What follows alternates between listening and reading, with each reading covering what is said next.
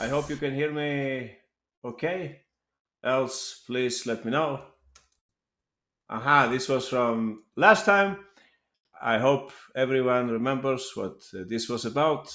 Else, quick look at what we looked at. We looked at variation against the Grunfeld, right? We talked about something like this. White's moves are not fixed, they are interchangeable, but basically we're looking for this kind of position. Take here bishop c4, and we said that black had two main choices here. Last time we looked at knight takes e3, pawn takes c5, castles. So does anyone remember more or less where did the white pieces go here? White's setup.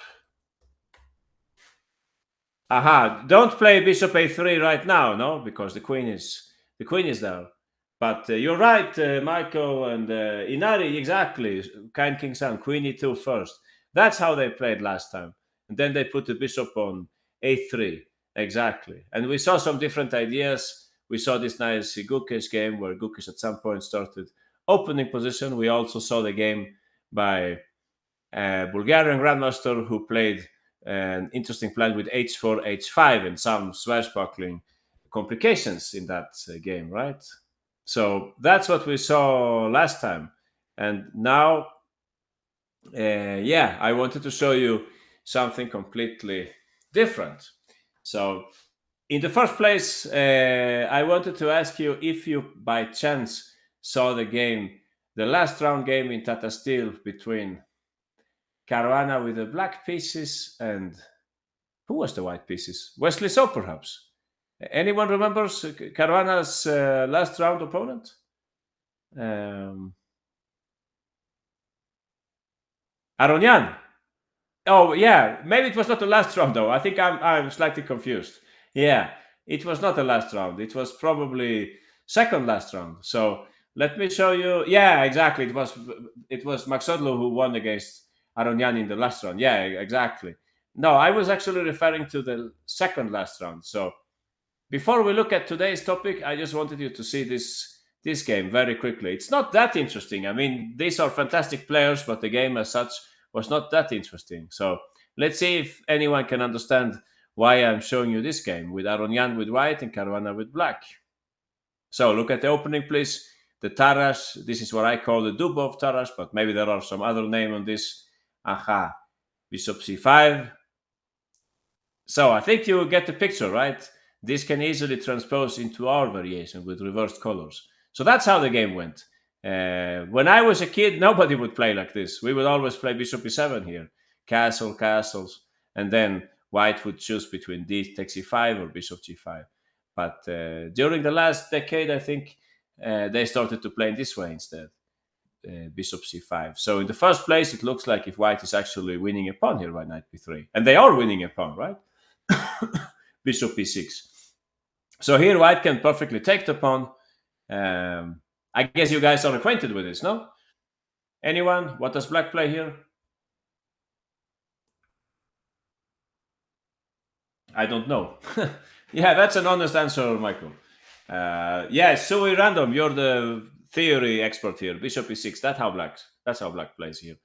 So this is actually very nice for black. If they take on b6, you can take on, something like this, right? If they take here, you take that, and you take here. And practice shows that this is a little awkward for white, right? Some tactical stuff coming up there, and also black is about to castle and bring the rook to d8 and things like that. So that should be avoided with white, of course. So usually they don't take on d5. Some people play here the move knight a4. I think I saw this in some high-level game also. Maybe in this same tournament. Yeah. While in this game, Aronian simply castled. And this is why I'm showing you, because I want you to see these moves. Anyone, what do you think Caruana played at this point? d4. That's right. It's so random. Yeah. Now we should probably not castle. I mean, I'm not an expert here, but maybe now they can take the pawn and we don't take away their right to castling. So here, black played d4. And this has been seen many times. They play d4 and after knight a4, they castle. As you can see here, white can actually win a pawn at this point. White can win a pawn and they won the pawn in the game. You could take and take and take, right? But in this game, they included bishop g5 first, and after h6, they did the same thing. They played bishop takes f6, queen takes, knight takes, pawn takes, bishop takes, pawn takes, queen takes. This is the game. As you can see, white has won the pawn, but black simply played here the move rook d8. I think everything here is a theory, no? Funny situation, no? You don't trade on d4, you wait for white to trade on f6 instead. And later on, one moment, please. One moment, please. All right. So later on, the game was a draw. It was difficult for white to really achieve something here, despite the fact that they're a pawn up, right? So strange variation. This has been studied a lot. So this is nothing new. The game continued something like this. Bishop e6. Again, you can see that black has pressure on this side. King f1, rook a4, king e1, rook d8, and black later got back the pawn. And it was another draw at the office. Rook takes king g7. You can see that this pawn structure is not that bad in this endgame. All right, so if we go back, why not rook c3, a3? Yeah, good question. You would have to ask Levon why not play in that way instead. In any case, what I wanted to show you here is that if you play in this way with the black pieces, you get to this position. Please look carefully at black's moves here, and you will see that they actually give up a pawn at this point. However, it's all based on the fact that if white really wants to take this pawn, they will have to give up their fianchetto bishop. So white can play in many other ways here. This exact position, but with a tempo less for white, would it be like that? No, with a tempo more for white. Yeah, this same position, but with the extra tempo for white. That's what we will get in our variation. All right. So let's move on. And let me show you something different. All right. Let's see here. This is the position, right? Yeah, here we are. So let's turn the tables. I'll just flip the board just for one moment here, just so that everyone understands what we were looking at. So we were looking at something with the black pieces, and this is then how we can get it with the white pieces, right? I hope everybody understood the connection here. If black plays knight b6 and they play c5, white can then castle, pawn takes, pawn takes. This would be the other line. And here you can see we have exactly the same position as Aronian Caruana, but now white has an extra tempo. So here, often white plays something like rook e1 to put pressure at this pawn and so on. So we will come back to this, all right? We will come back to this, but let's bring up something else now. So let's see here if I can make this work.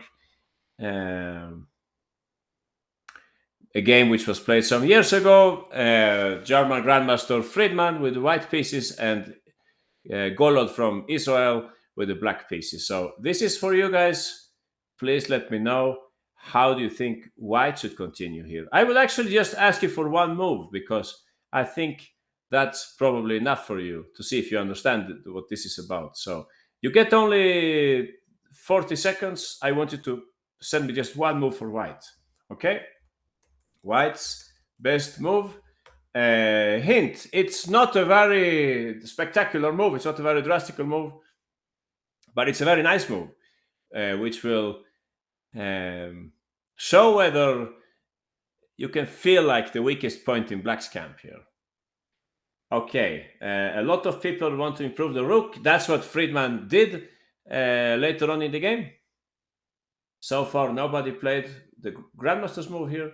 A lot of people want to play c5. All those of you who play c5, please notice that if we reach opposite colored bishops, it won't be that easy to win, probably, right? So I don't have a single winner here. That's great. So we can do it again. But meanwhile, I will talk very quickly about the moves that you told me.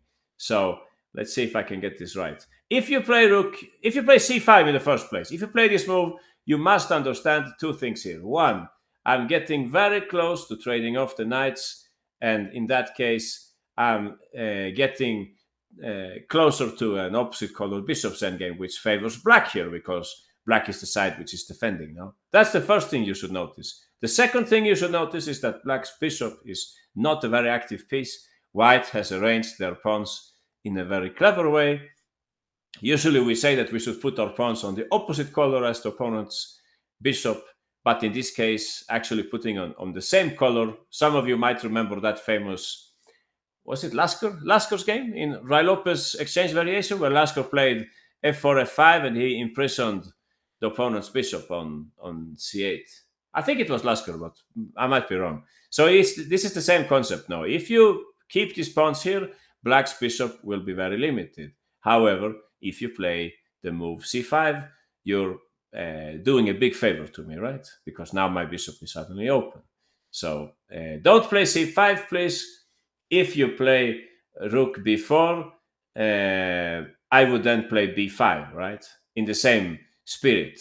I'm trying to get into an opposite color bishop's endgame. So if you take here, I will certainly take with a knight, and I think I have good chances of making a draw here. Maybe something like putting the rook on the second rank. Yeah, something like that. Maybe bring out the bishop and so on. This won't be easy to win with white, I think. Maybe also something like bishop d5 and rook b7. After knight takes b5. Oh, sorry, L008. After knight takes b5, rook b8 simpler. Oh, you're probably right. I didn't say that. I was so keen on going for the opposite color bishop. You're right, of course, L. Yeah, that's very clever. Great discovery by L008. Valid strategies to... Yeah, you're right, Titan Chess. Both strategies are valid against the enemy bishop, but I guess it depends on which pawns we have also. So, I mean, what can I say? If there was some pawn in the center, for example, it's great if we can put the pawn on d4 and black has a pawn on d5, perhaps, so that their bishop is limited. But here there are no pawns, so I guess it depends a little also if we have like opposing pawns. But here these pawns are not really opposing. They are simply limiting black's pawn. Well, maybe we can look at this at some other point. We had actually some lessons about fixing pawns also in the past. We looked at this topic also, but we can come back to it. So rook b4, b5. Please notice also that c5 is not a good idea here. You're creating a passed pawn, but also you're putting your rook in the most unfortunate place. Black could then play a5, right? So yeah, that's about the moves c5 and the move rook b4, about these two moves which give black some chance on the light squares. What else did we talk about here? Bishop f4. I like this move. Yeah, nice move. Forcing the knight to some kind of explanation. I guess I would play rook d8 here. And yeah, I don't know. Maybe I actually threatened to play knight e4, trying to get to that opposite color bishop's endgame, or like knight takes c4 maybe also. Correct me if I'm wrong, but yeah, you see what I mean. There is some kind of discovered attack coming up, right? So yeah, bishop f4, very interesting move. Perhaps I could give you not half a point, but a quarter of a point you could get for that move, bishop f4. What else? h5. Yeah, I like that move. That's definitely half a point. That's a very nice move because you try to soften up the square for your knight. I guess I would take... Yeah, I think I looked at this also. I think it was Stockfish who said this move. Yeah, Stockfish said this. Now, anyone who said h5, who said h5 here? Charles, Chesart, and Mayo. All right, Chesart. Since you're talking, what did you have in mind after that? Chesart. I'm trying to bring up Chesart, but he's like hiding. Chesart is hiding. No, I think I got him. All right, Chesart. I take that pawn. What did you... the pawn come disconnected and fixed on the light square. I don't like h5. Yeah, I see what you mean, Titan Chess. If I take back... You see, this is what our friend Chesart had in mind. Chesart was not going to play g takes h5. In that case, maybe I can play bishop e6. Strange move, right? But by now you know my idea, of course. I want to put my knight on f5, and I'm happy to trade off my bad bishop, actually. So Chesart noticed that bishop f4 is possible. And here, I cannot play rook d8 anymore, unlike the previous line, because then I'm dropping the material here after knight f5. So I like that move. I like that move which Chesart proposed, h5. And it's also what Stockfish wants to play, by the way. So it's about playing h6. But even so, I would say that Friedman's move was nicer. I like kebabs. You're raising your hand. Would you like to say something to everyone? Should I give you the white pawn or something? No. All right. Let's continue then. So h5, if you said that, you can consider yourself winners also. Rook a5 was proposed, interesting move to take control of the fifth rank. G5 was another proposition. If you play G5, I would love to play knight f5, of course, but I guess you have bishop d4. Yeah, but on the other hand, you give me this square forever, and also maybe I can take, and maybe after that I can put my knight on f5 at some point. I don't know if I can play it already here. I'm just saying that the sooner black can trade off those knights, the better for black. But okay, maybe we can play the computer's move first. Bishop here and then try to play knight f5 or something. Rook a5 loses. Oh, sorry, Titan Chess. We didn't see that cheap tactic. Rook a5 loses due to bishop takes c4. All right, Titan Chess. If I go bishop f4, you have everything under control. What are you going to play now? Rook d8? Or how should I understand this? Knight b5. Wow, I see. Interesting. So nice tactic. Yeah, I call this the lifeline, by the way. The lifeline, when you save yourself from a difficult tactical situation by offering the trade of an undefended enemy piece. All right, fair enough. Rook a5, nice move. I will quiz you again then, guys. I'll quiz you again just to see if you can get it right now. I didn't give you any hint, by the way. There is no hint so far, so I think it could be interesting to see if you can find this. Let's see.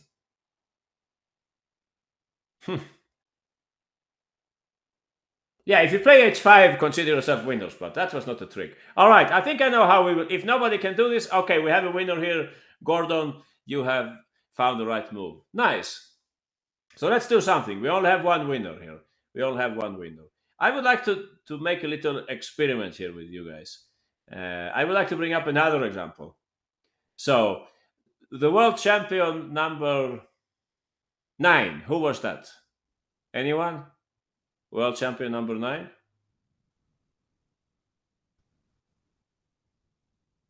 Tal. I don't think Tal, it was Tal. I think Tal was number 7, maybe? No, that's wrong, right? Oh, it was Tal. Okay, I'm wrong then. Yeah, I was trying to find Petrosyan. He's probably later then. So what is Petrosyan then? Like 10? Yeah, Petrosyan, right? Yeah, thanks, GM Chess. Okay, so my memory was not that bad after all. Petrosyan was number 9. So look at this example. Let's see if you can find a connection. Petrosyan is playing with the white pieces. This is, by the way, not related to our Grunfeld line. This was not a Grunfeld. It was something else. King's Indian, probably, or something like that. So, anyone? Have you seen this example, perhaps? If not, you get a chance here to find White's best move. By the way, the computer will not approve fully of Petrosyan's move, but I will. I firmly believe that Petrosyan's move is the best move here in a human context. All right. And we had this in some other lesson also, or in my Petrosyan speech, maybe. I don't know. Okay, so far nobody finds Petrosyan's move. Gordon, you have a good chance here because you got the other one right. So you have, unless you already sent in your move, you should be the winner here for sure. All right. I'm happy about this, guys, because I think we have noticed the blind spot in your chess knowledge. If you cannot find Petrosyan's move here, it's because simply there is one little part missing. So many interesting moves here. H4, some people were saying, if you play H4, I think I will take that pawn. I'm happy to trade off pawns when I'm worse. Maybe it can help me to spice up the game also. Knight G3 is trash because of E4, says I like kebabs. I agree fully with you, kebabs, on this, because I'm giving away this bad pawn and I'm taking a very healthy pawn over here. Yeah, so Knight G3, that's just some kind of cheap bullet tactic or something. It doesn't really make sense here. The knight is great on e4. All right. What about bishop c5 followed by this c? Yeah, you're getting closer. Definitely, El. This is a very clever plan. Something like that did Petrosyan. Something like that, but he didn't do exactly that. What else did you say here? b4, interesting move b4. Again, I would claim that you trade pawns, which helped me. Also, you give me a stronghold for my bishop. I would probably take, and yeah, I don't know, if I'm playing bullet, I would play bishop c4 here. This seems like a clever move to improve my bishop and keep things defended. No, so yeah. Anyone? Okay, Mayo, you're very close. You're very close. Mayo says bishop f2 followed by bishop g3. So, how can you improve that idea? Who is Mayo? Yeah, I can't pronounce that handle correctly, so I'll just say Mayo. Okay. Alg said bishop f2 also. We'll request then. I hope we will have time to talk about the opening also, right? Right now we're only talking about endgames. So I'll request you on this. You get 30 seconds for this, all right? Aha, we have some winners here already. L, Awesome Sarthak, Titan Chess, Alg, Smart Thinking. Aha. Mayo, you got it also. Okay. We are getting closer to understanding Petrosyan's great chess legacy. He knew how to work on these small advantages. We should look at the whole board. Okay, 96, also interesting move. I don't know if this comment that we had about e4, maybe it applies here also, right? Bishop takes b2 and so on. Maybe white gets this pawn, but we don't want to mess up things, right? We're opening up the game for the bishop pair. I don't know. There is something with bishop e5 also, I think, coming up here. So, yeah, I think Petrosyan was not interested in that. Let's listen to one of the winners here. L, please go ahead, L. What was your solution here? Sorry, I'll put the right position there. Bishop d2. So if you look carefully, you can see that these two pieces are very well placed. The bishop is well placed, but it's not doing too much right now. So bishop d2, that's a very strong move. Petrosyan simply wants to reroute the bishop and put it on c3. Going in this way, he's also limiting the rook on a8. Black played at this point rook d8. And L simply put the bishop on c3. By now, you can also see some tactics here. Petrosyan was a fantastic tactical player. He knows that whenever black puts a rook on b8, L, what might happen here? I'm just saying might, no? Yeah, you can take that pawn. Okay. All right. Let's see the game then. He played a4, rook e8. I'll ask you again, L. If I go rook b8, which tactical trick might Petrosyan have in the pocket? Exactly. So this is something that Petrosyan, of course, saw from far, from well afar. So in the game they played here rook c8, and now he played. Yeah, okay. Should I quiz you? Yeah, I'm talking too much. I'll quiz you instead. So if you use the information that our friend L has just provided, this should be extremely easy for you, right?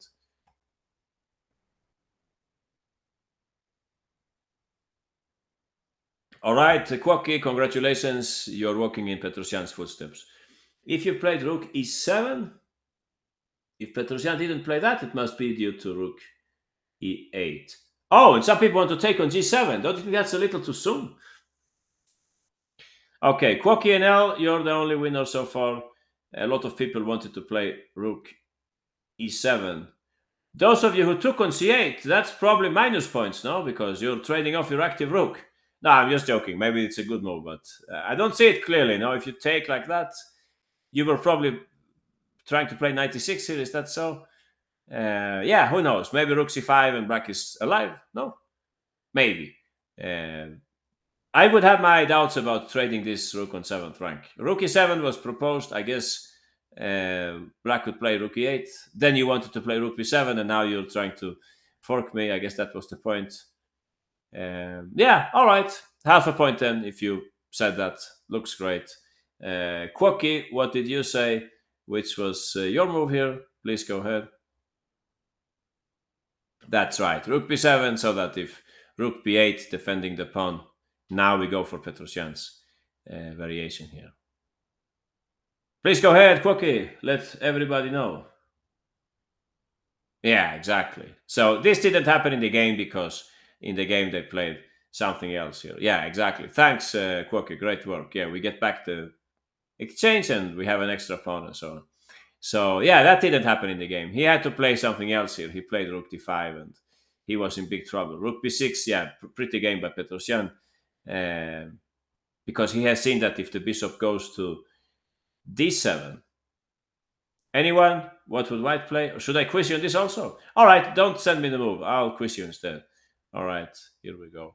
But you will get only 10 seconds for this. So think fast, please. Mm-hmm.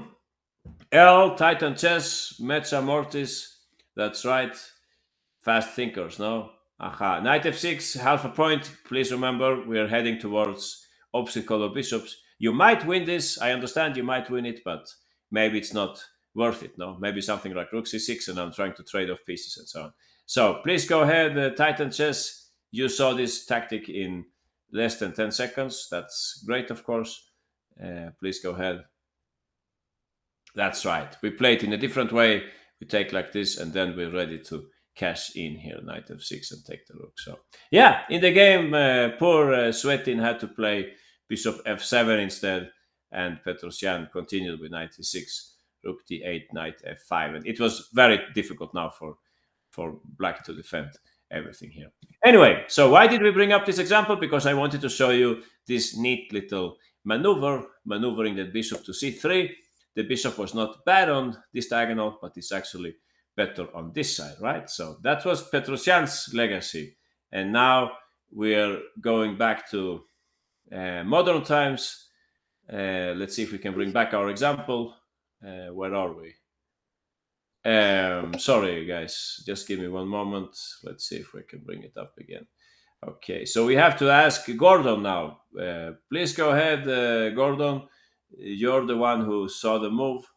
Can I find Gordon here? Searching. Oh, many names here. Yeah, here I found Gordon. Yeah, so please go ahead, Gordon. What did White play at this point? Exactly. So I don't know. Probably Friedman didn't think about that Petrosyan game when he played like this. But in any case, there is some kind of similarity, right? Bishop d2, the bishop is going to c3, and we have something else to work on, right? We have something here also. So that's why I was saying that that's maybe the main weakness. I don't know. Maybe you could also claim that this is a weakness and so on, and this square and so on. But you were combining them. So bishop d2, black played in the game. Let's see here if I can get this right. Did they play knight f7? Yeah, they played knight f7. Now he didn't play bishop c3. He played rook b4, like some people were saying here. Rook e7 and rook b6. Very pretty maneuver. I think Petrosyan would have liked this play by Friedman. You can see that we're doing some massage on this pawn. We will use the bishop to attack it later on. Knight e5, king g3. This is a good piece of advice. I call this magic distance. When you locate your king like that, or any piece from the knight, it cannot be checked. Okay, we have some other propositions here. G5 says Titan Chess. Yeah, maybe G5 you can also play at some point. I guess White has that in the pocket, right?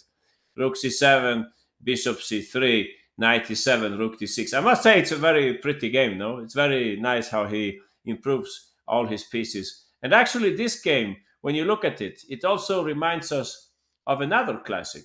Let's see if anyone knows about this endgame. I think you know about this endgame, right? Let's see. I'll bring it up. Yeah, today we're talking a little classics. They say about Petrosyan that he was very much inspired by one of Capablanca's books, right? This example, I think many of you have seen it. It's in most endgame books and so on. Aha, I have seen this. So it's famous because, according to the legend and so on, Capablanca, he didn't calculate that much. He just said, I want to put this piece here and that piece there. So basically, he noticed that he should have his knight on d4, the rook should be on c3, and the pawn should be on b4. Please notice that white is a piece up, a pawn up, which is, of course, helpful in any endgame, that we're an extra pawn ahead. So that was his plan, and then he would bring the king to e3. Very famous endgame. Yeah, we can see very quickly how he played. Knight e4, rook b7. Yeah, of course, we don't want to enter the rook endgame. We want to stay with the minor pieces on the board, greater winning chances. Bishop d7, f4. So if you haven't seen this classic, it's good to see it now. Capablanca's plan was executed perfectly. That's how he got the rook d3, so that black's king must go back, and then he brought in the king, and then he brought back the rook to c3. And later on, he was able to slowly push his queenside pawns. So yeah, this is a nice endgame. You can learn a lot from it. Please notice the kind of general thinking from White here. First, we improve the pieces. Don't rush and all that they say, right? Don't rush in the endgame. Take your time. There is no hurry, really. So I think if we now look at the complete game here, let's look at Friedman's complete game. You will notice that he was actually inspired by this Capablanca game, or at least this kind of thinking. So let's bring up our game now, and we get some kind of connection with the opening that we're studying, right? So Friedman starts this game with knight f3, and as you can see, only by now we are slowly approaching the Grunfeld. So here we are. We have entered the Grunfeld. White plays e3, and by now you all know the moves here, of course. So Golod, who is a very strong theoretician, he played here knight b6. He evidently believed more in this than the other line with knight takes e3.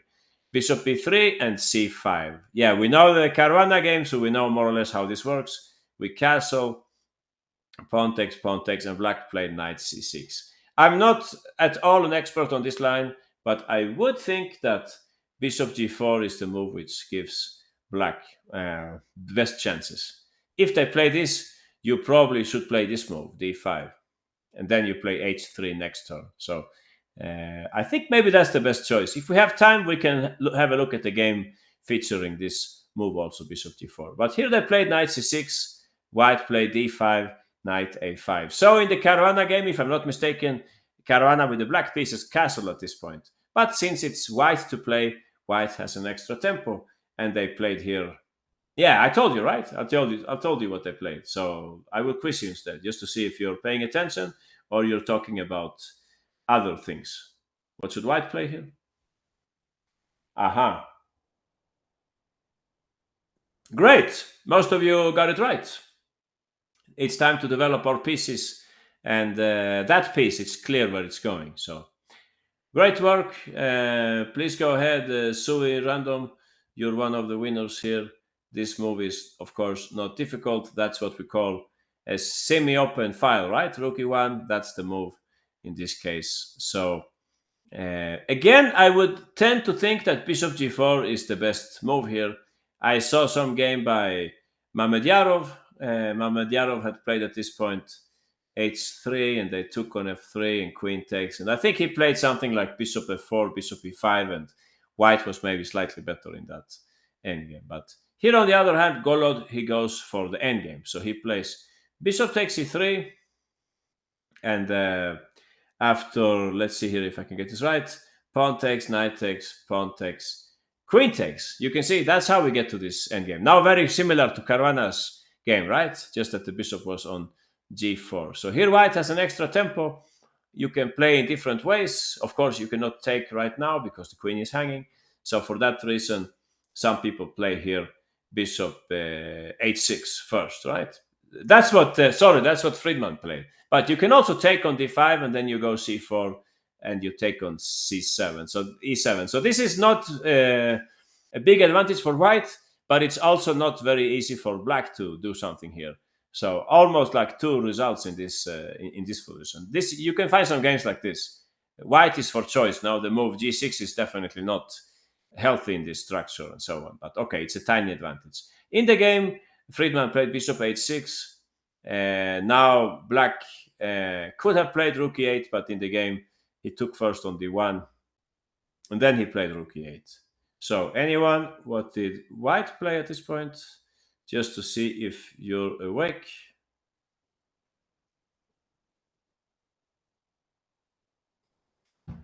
Aha, that's right. Most of you guys got it right. Els, Sui, Alg, Awesome Owen, Gordon, Patriots, Pikachu, Yugoslavian, Kind King Sam. Wow, everyone basically. Great work. One of the winners was Alg. Please go ahead, Alg. Let everybody know what did white play here. Of course. So in this way, we get back the pawn. You might think that it's draw is this endgame, but it's not. I mean, it's with chances for white, right? Not to draw, not to win, but something in between. Bishop e6. Yeah, we don't want to trade off these two pawns, of course. So rook takes, Rook takes, and the next move I should definitely quiz you. It will show us if you understand these principles or not. So you get only 15 seconds because it's so obvious. Aha! Great work, Al, Kind King Sam, Quacky, Goats, JM Chest, Princess Megan Gordon, I Like Kebabs, Michael Lee, Sui Random. That's right. Anything else you play, it's not really correct. So, yeah, what did you play, Kind King Sam? Uh, Aha, there is the move that we're talking about. Great move, limiting black's pieces. Uh, Interestingly, we put them on the same color as black's bishop. All right, black played at this point. Yeah, you should not play like somebody said. Which move were you saying here? 95. Yeah, I don't understand that really. Don't give away that pawn, please. Remember then that pawn gets very dangerous. So c4, black played f6. Now we don't want to allow g5, of course, so we play bishop e3. Black has some issues on this side, knight c8. And if I ask you to make a pawn move here, I'll ask you to make a pawn move. Which move should white play? You get for this mission only 5 seconds. Which is the best pawn move with white? That's right. A lot of winners here. Great work. Aha, there were not many choices though. So it was not very difficult. Please go ahead, Sarthak, which was your move here. Again, we are limiting our opponent h3 so that there is no bishop g4. And who knows, it's always nice to avoid any back rank mates and things like that. a6, knight e4. So here is where I think the game starts to look a little like Capablanca's game somehow. Knight e4, good place for the knight. What about this rook? Anyone? What can we say about that rook?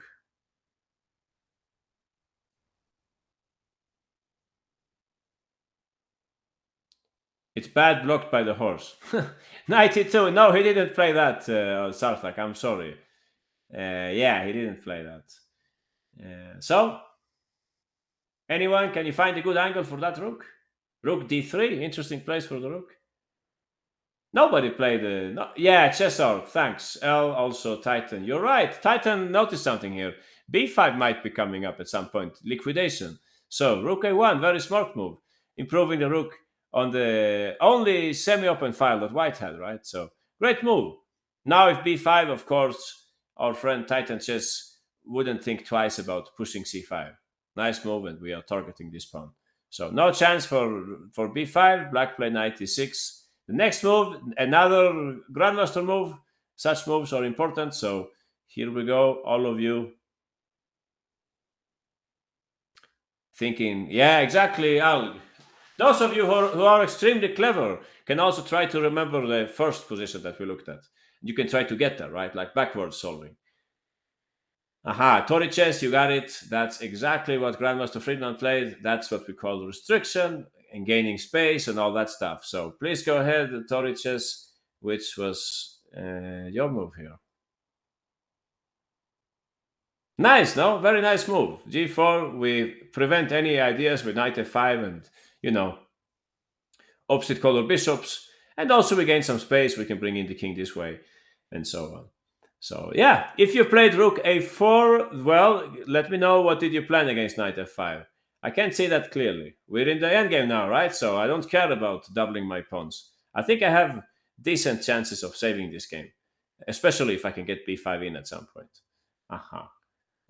So yeah, that's what happened in the game. They played here the smart move, g4, and that's how we got to the example. Maybe h5 was better for black.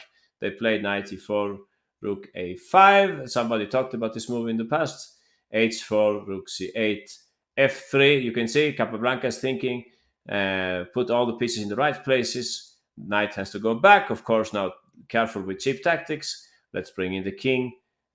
Some kind of, moving a little here, a little there, just to see who is ruling here. And we have arrived at our position. Funnily enough, the position was repeated 3 times here, but it seems black forgot to, how do you say it? To ask for the draw, not to ask for it, to claim the draw, sorry. They forgot to claim the draw here. So white just continued to play on. Rook a4, bishop g8, and by now I should, of course, quiz you again, guys, just to see if you're awake or you're talking about other things in the chat. Aha, great. Fast learners, no? You noticed this actually. That's what he played. Yeah, you remember Petrosian's example. Makes it easier also. So you're right. We improve the bishop and only then we go for concrete action. The computer wanted to play h5, but I will stick to the grandmaster's move. Exactly. So please go ahead, GM. You were one of the fastest solvers here. So please go ahead, GM. What did you play here? To add some extra pressure at black's position. Exactly. Bishop d2, the bishop is coming to c3, and then we work like this. Yeah, we saw the rest already. So exactly. I hope so far everybody understands. Yeah, we can look at the whole game if you like. Bishop d2 happened in the game. Can I continue here somehow, or what happened? I have to close the quiz, or what? Yeah, okay. So that's how the game went. We saw a great part of it already. What did Oh, sorry, I went a little too fast. Sorry, guys. This is black played b5, but it was already too late when they played it. All right, it was already too late. So, how did the grandmaster react at this point? What do you think?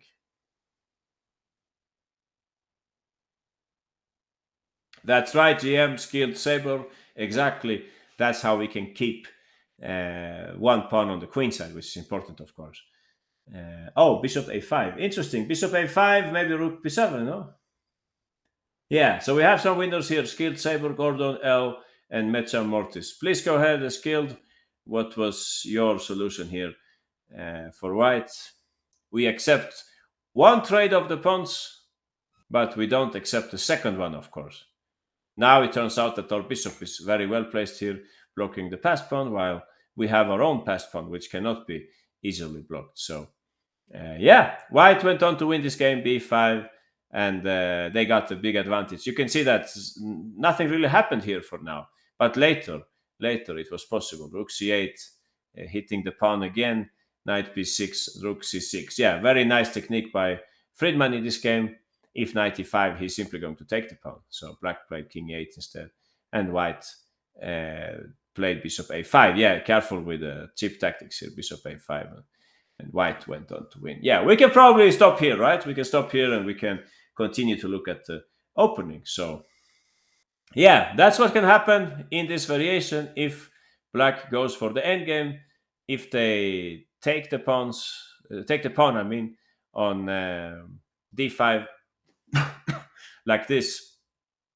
If you do this, you have no winning chances with black, and also you might end up losing if you don't defend tenaciously, which is what happened in this game. Rook takes a7. So very nice advantage. Takeaway from this game, please notice the fact that he's arranging all his pawns on light squares, restricting the opponent's bishop. So I would like to show you another game, which is in the variation, which I think is the best variation. All right.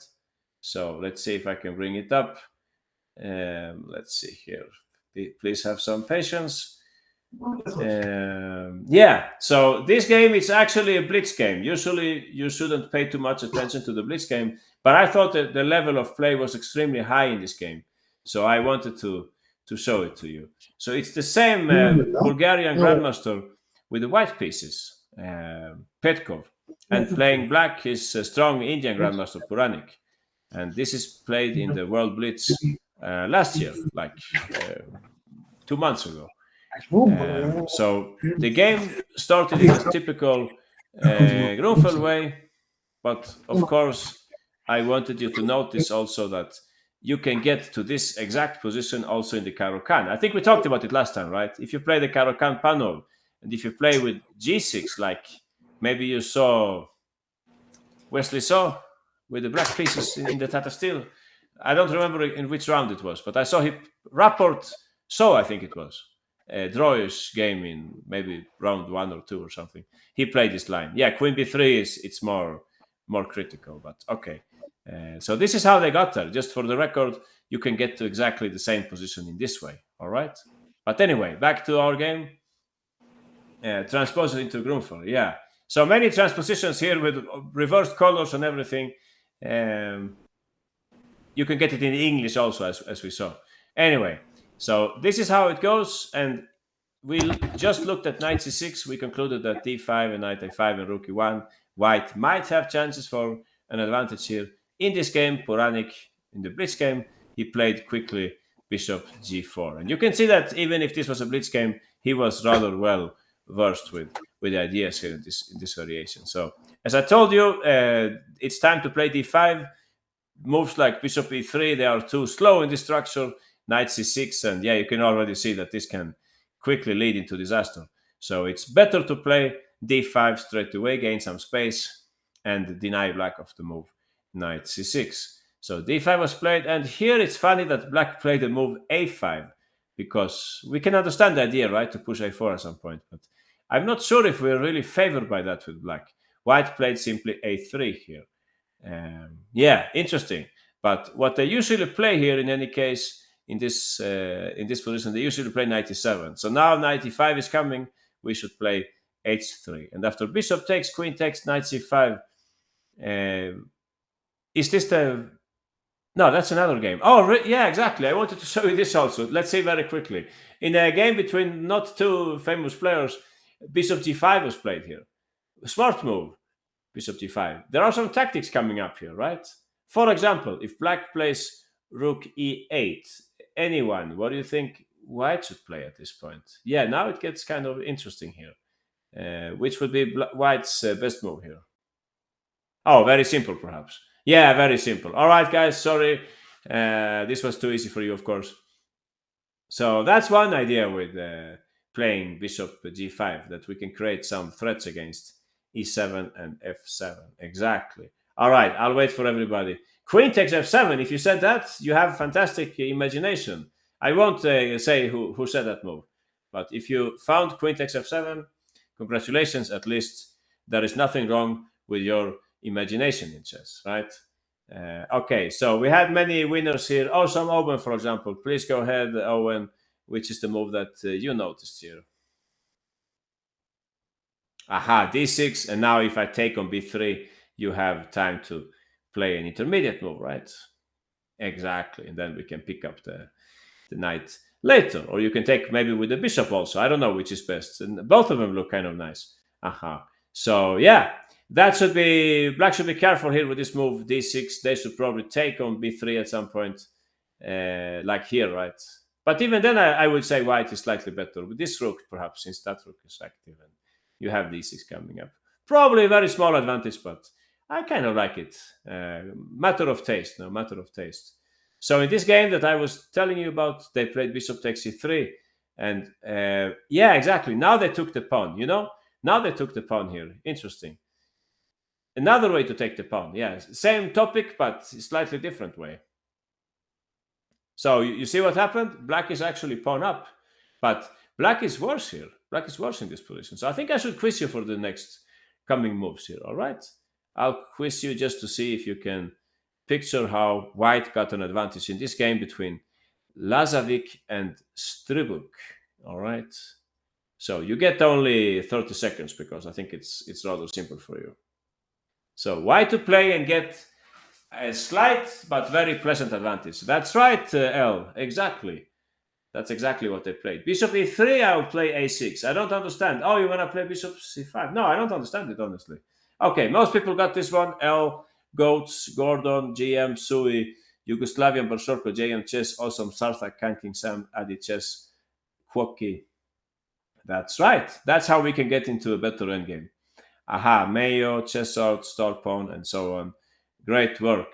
Yeah, L, I think you want to talk again. I think you already, yeah, I asked you in the first quiz today, I think. So I'll ask Goats on this one. Please go ahead, Goats. How did white produce a slight advantage here? Rook e1, play with all your pieces, of course. I have to play rook e8 to defend that pawn. And now it's time to trade off. And this is not an endgame that you would like to play.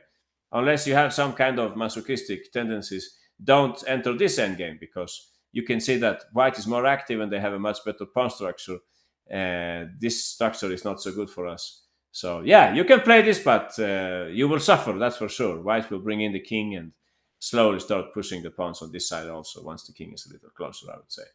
Why can't white try rook e3 after rook e8? Let's see, kebabs. rook e3 after rook e8. All right, I guess king g7. What did you want to play next, Kebabs? We're waiting. I'll give Kebabs Kebabs hasn't moved too much. More active in the chat, I think. Okay, rook e1. I guess I go e6.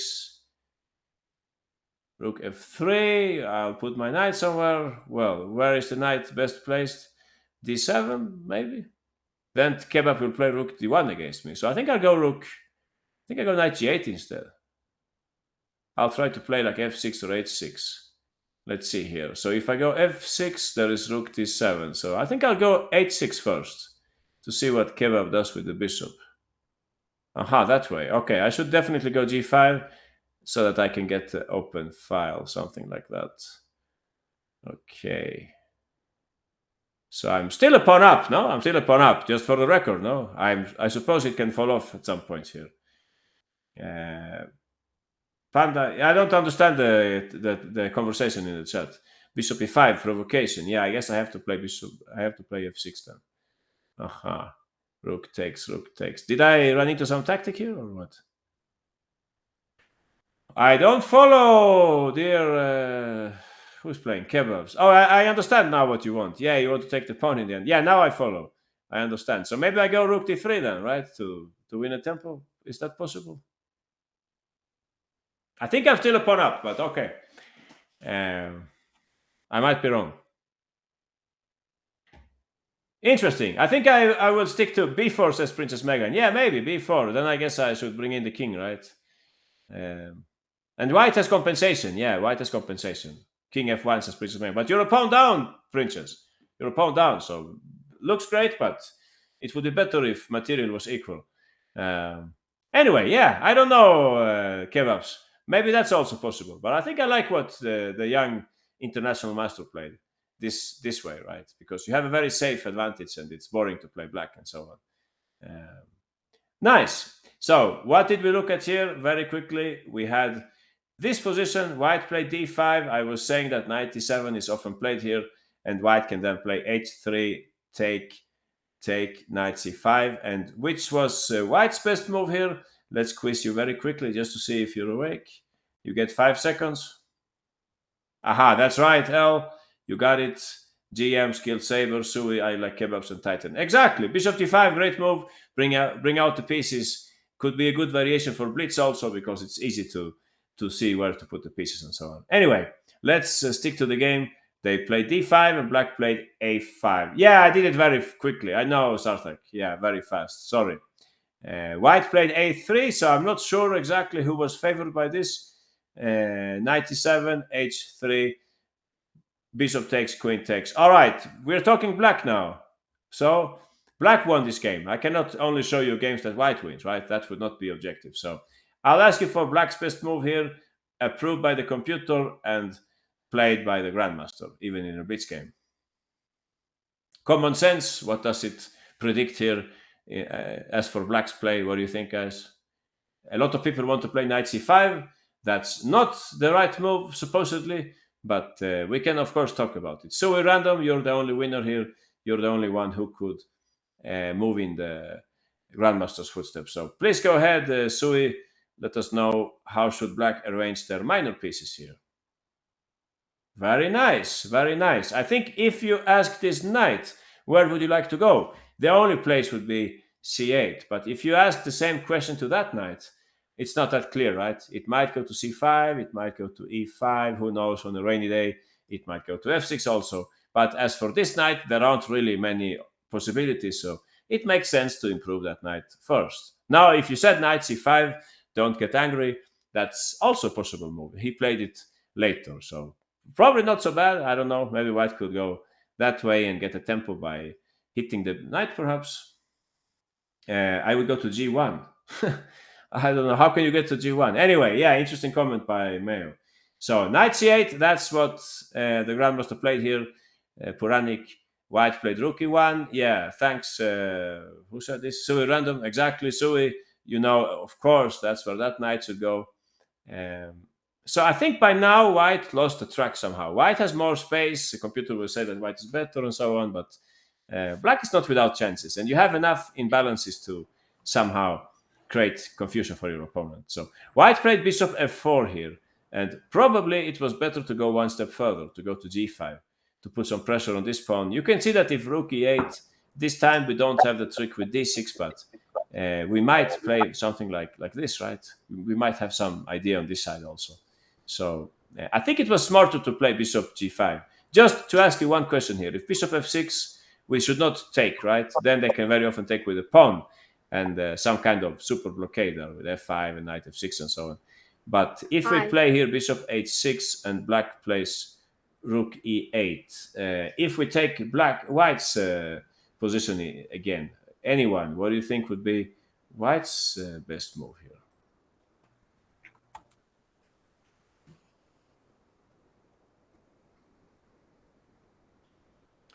Oh, nobody want to play that move. Okay, no problem.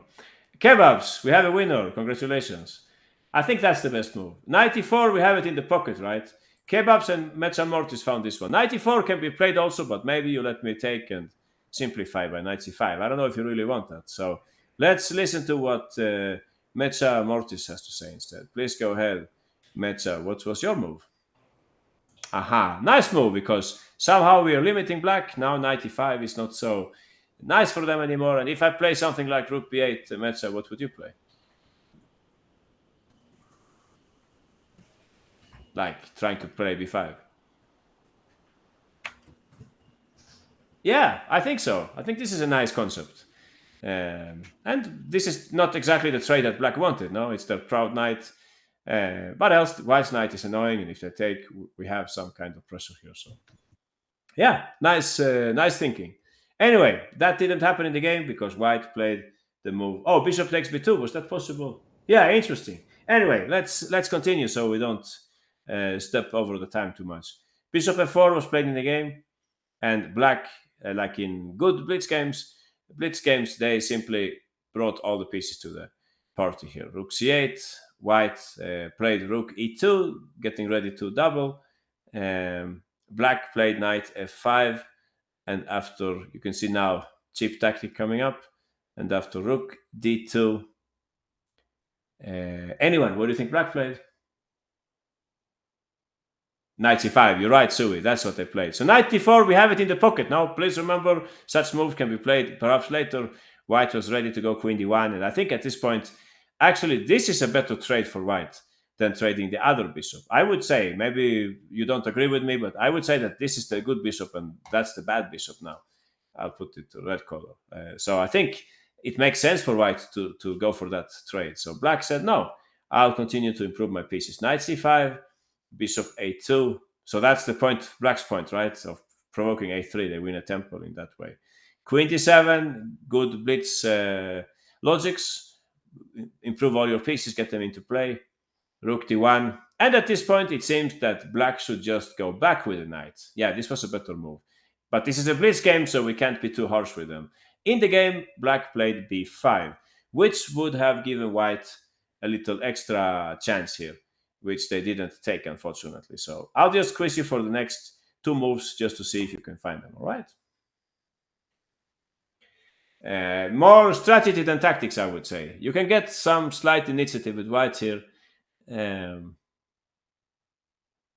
Okay, Mecha Mortis, that's right, you got it. Princess Megan and the Goats and Adi Cheskan, King, Little Grandmaster Inari. That will just be equal, I think, I'm afraid, if you play like that. It will just be trades, and black should be okay in that position. After rook takes d6, I go queen e7, and if you take on b5, I think I can take on b2, right? So it's logical what you said, but what Mecha Mortis is saying is actually better. We don't need to get back the pawn that quickly. We can probably take it later. Okay, g4, interesting move by Sui, I like kebabs, and so on. 94, some people were proposing also. If you play 94, I'm afraid I can just take and play 96. Boring but strong. That's how the game went, actually. This is the game continuation. So, okay, you stepped in the footsteps of the Bulgarian Grandmaster. Not so bad. g4, some people were proposing. Yeah, I guess g4 I go back without thinking. Now I know this is where my knight belongs. However, Mecha Mortis is our only winner on this one. So please go ahead, Mecha. What was your yeah, initiative. Exactly. Please go ahead. No, sorry, wrong position. Yeah, please go ahead. D6. So we don't get me wrong. We don't play it um, to simplify. We don't want this. We don't want this because black is happy to trade off those pieces. Maybe I can put the queen there, and if you take here, I can take there, and so on. Well, actually, white's bishop is also nice. So yeah, this is perhaps possible as well. Yeah. Anyway, what Mecha is saying is stronger because we keep more doors open, right? So knight e5, we're threatening knight b6. Black should defend against that somehow. Rook b8 maybe. And actually, now we can use the move that some people were saying. Now we can use that G move, the G pawn. So now I don't have knight e6. I have to go somewhere else. So if I go here, for example, Mecha, what would you play? Yeah, we will look at that, Kebabs. Yeah, don't worry. Exactly, Michael. Queen g3, very strong move, double threat. Black is in some trouble here. Queen d8, and interestingly, this is not the best move because then I could maybe play knight f3. The best move might be a move which prepares this move. So how could you prepare that move, anyone? That's right, rook e2 or rook e1. Rook e2 by pattern recognition, right? We don't like so much to place our pieces like this, right? If there is some accident, so it's better to use the other rook, I would say. So uncomfortable for black. Many pieces hanging here, like this one is a little weak, and there is something here, and so on. I would say white pieces are in a fantastic place now. As you can see, rook e8, I cannot play that because then I lose track of the knight and so on. So nice concept, right? d6, so that they cannot use the square for the knight. If I take with a knight, by the way, Mecha, what did you plan in that case? Yeah, something about initiative, no? 95, Michael, you're right, of course. So we have a double threat here, right, Michael? If I play, let's see, where is Michael? If I play Michael rook b8 to cover knight b6, what would happen? Of course, of course.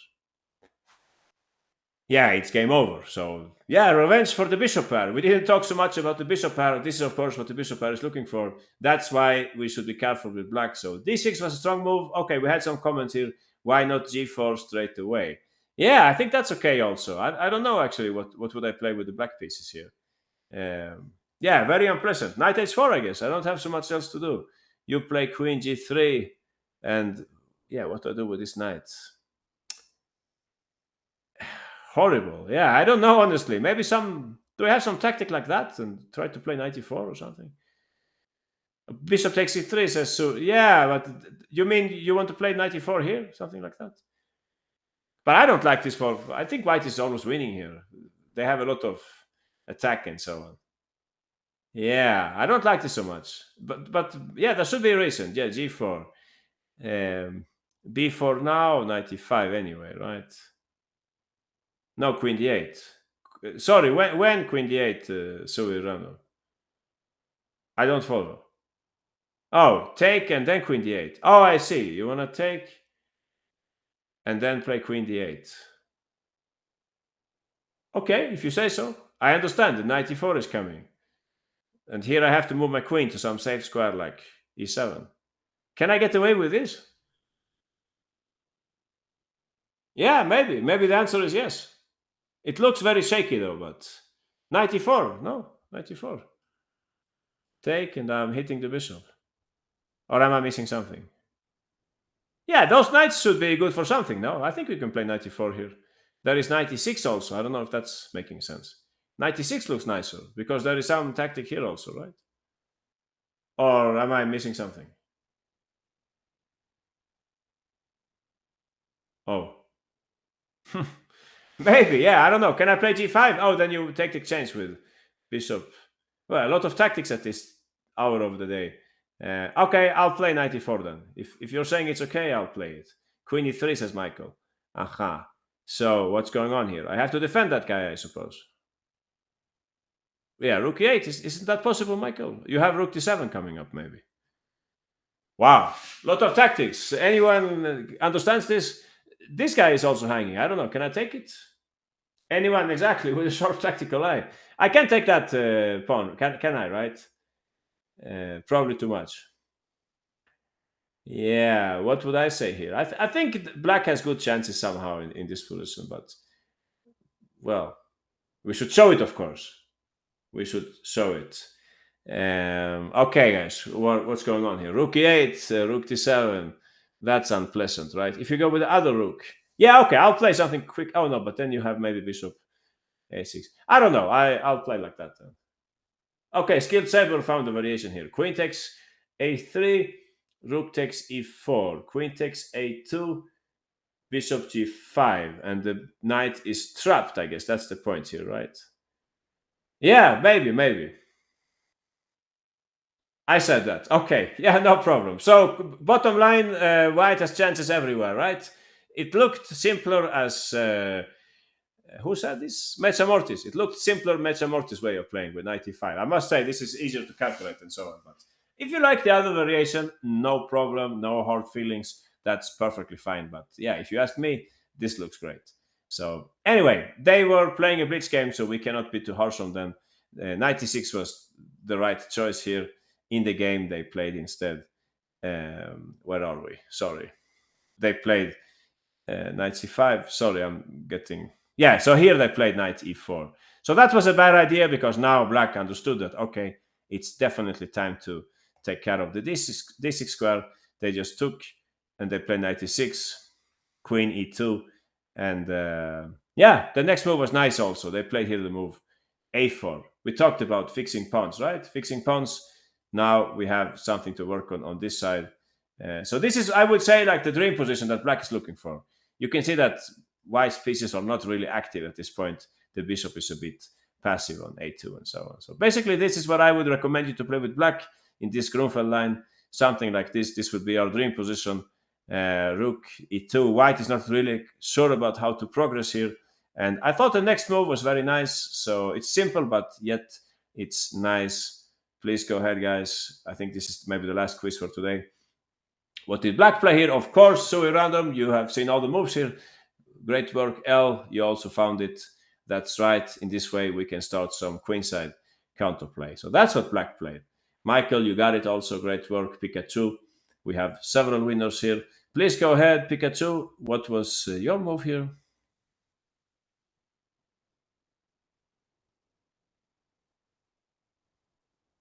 Waiting for Pikachu. No answer.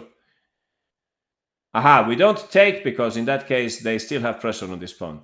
So we play immediately rook c1. In this way, we're able to weaken their first rank a little and it becomes easier to put pressure on their queen side. So this is how the game went.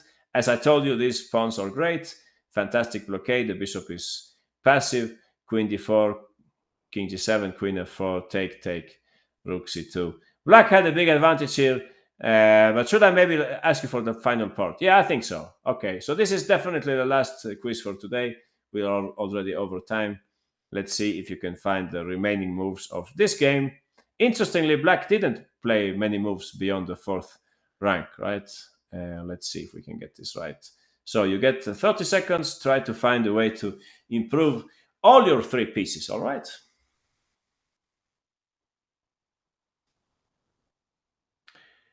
Yeah, half a point for L and Titan Chess. That's not bad, of course.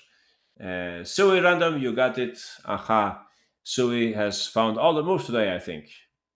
You should play this with both colors, probably. Aha. JM Chess, Mayo, congratulations. You have also found it. Little chess player, I like kebabs. So it's a little about working on the left and a little working on the right. No? Like endgame principle of two weaknesses. Exactly. So, oh, you hang a rook, tactical magician. I'm sorry to hear that. Please go ahead, JM Chess. Which was your approach here in this position? Let's see. Um, First, of course, queens love to be in the center in the endgame, so it makes sense to kick her away from there. In the game, white played queen b4, which protects the pawn, but unprotects the other pawn. So this is kind of nice. Now we're working like on two weaknesses here, right? Queen f4, white could not defend here. If I go rook f1, cheap tactics coming up. JM Chess, go for it. Yeah, you guys in the bullet game would find this move instantly, right? Knight g3. So in the game, they played queen f4 instead, and at that point, Puranik simply cashed in and went on to win on the queen side. So yeah, I like this game. Not perhaps some very spectacular game, but I thought it was a nice way of playing. Yeah, thanks, JM Chess. So basically, something about the blockade. We let white take some space, and then we make sure that we can install a knight on d6, right? So I think this is the key position to remember. I hope everybody knows which was the right move here. Else, this is definitely the last quiz. But I will only give you for this mission 5 seconds. That's right. Zoe, L, Kind King Sam, I like kebabs, Michael, Titan Chess, GM Chess, or at least 8 winners. That's not bad at all. That's right. We should bring the knight to the golden square on d6. All right, guys. I think that's it for today. Thanks a lot. See you next week. Thanks. Bye bye.